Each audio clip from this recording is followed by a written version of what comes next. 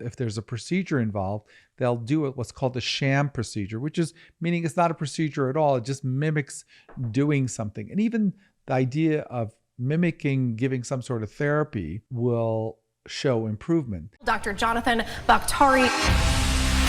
You can see it. I mean, it's crystal clear. I think it's going to really revolutionize things. Which is a big game changer.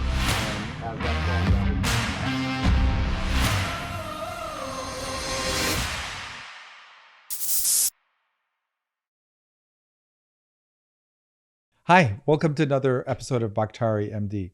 Today I'm going to talk about the placebo effect.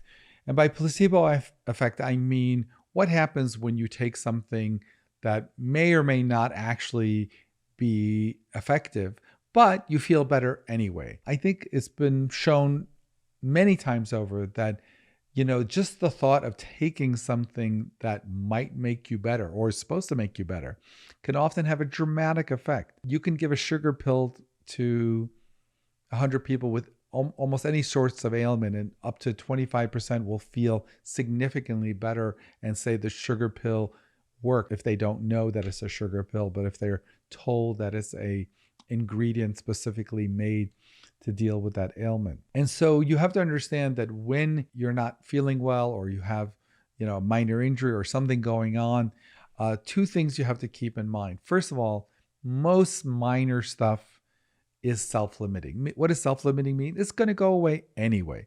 Even a cold is self-limiting for the most part. Or if you strain a muscle, or if you have a minor injury or a bruise, everything often will get better. Now, if it doesn't get better, obviously it can be something serious. But I think we all know in our personal lives, the majority of things that happen to us go away with time. And so it's really this very difficult predicament because you have all these minor things that happen to you that are going to get better in time. And if you try to take something, even a sugar pill, will make you feel better 25% of the time, let's say. So when you combine those two things, you're in a tough situation because when a friend of you says, hey, there's this new vitamin that's a combination of vitamin XYZ, and if you take it, your migraines will get better, or you're going to feel stronger, healthier, more vibrant. You have to be really, really careful because, again, 25% or so of the time, even if there's nothing in there, you will still feel better. And that's not my opinion. It's a fact. 25% of people will feel better no matter what you do to them, right? So it's interesting, in a lot of medical studies, if there's a procedure involved, they'll do what's called a sham procedure, which is meaning it's not a procedure at all. It just mimics doing something. And even the idea of mimicking giving some sort of therapy will show improvement.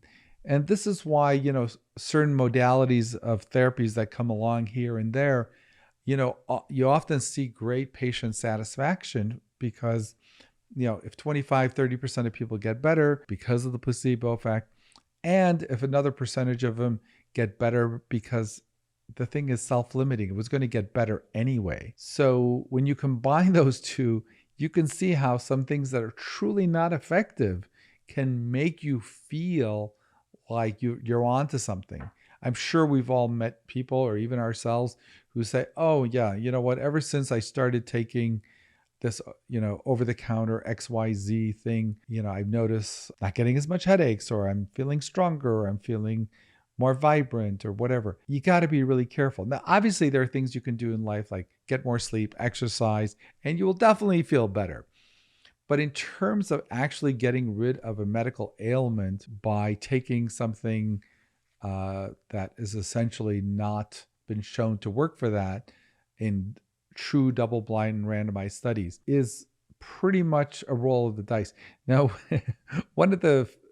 when I tell people this, one of the things I get back at, like, oh, you're part of the medical establishment that are pushing drugs that pharmaceutical industry makes billions of dollars on, and anything that the pharmaceutical industry can't make a lot of money on, you're not for. That's not true. I'm not suggesting, like I said, many things are self-limiting, which means you don't need to take anything often. I'm not saying that that's the answer necessarily. Sometimes it is, but not not always. The issue really is when you have something that's probably going to be self-limited and you're going to take something that hasn't been shown in true randomized double-blind studies for that particular issue, there's a good chance you're going to feel better, and there's a good chance you're going to get better anyway. I think we saw some of this with the COVID random off-the-shelf therapies for COVID-19 infections, where, if you take a typical 25-year-old who gets a COVID-19 infection, it's got a 99% chance of just blowing right through and getting better. So obviously, whatever you give that person, it's going to look like it worked, because 99 out of 100, they're going to be super fine. So I think you have to be really careful when you are trying to evaluate a modality for an ailment that in all probability is going to get better in time anyway. Now, that doesn't mean that there aren't things that theoretically could work and actually speed up the improvement. Yes, theoretically, yes. And that doesn't mean you need to only take things that have been 100% medically established. I would say the flip side of everything I'm saying is, for most of this stuff, there's no harm if you take some, concoction of, vitamins for a certain ailment. There's no harm in it. I mean, for the most part, especially if you take the, not too crazy doses and stuff that's relatively safe. But I think the danger is when you start to believe that all of these kind of anecdotal therapies that you've come up with is actually making a difference. And I think, a certain percentage of all the, kind of infomercials, commercials that you see for these products, who are going to regrow your hair, or different ailments that people have, chronic illnesses that, use unconventional therapies. I think people are going to say, oh, you see, anything that, the medical establishment doesn't approve, you're all saying don't do. I say there's no downside to a lot of it. Most of it is relatively safe. Check with your doctor if you're not sure, but taking vitamins or certain things that are, massage devices or what have you to hurt, if you have an injured back, yes, can help. But by and large, I'm not against trying those things. I just think you just have to be careful and not validate them because you had something that was potentially self-limiting, which just got better on its own. And of course, then there's the placebo effect.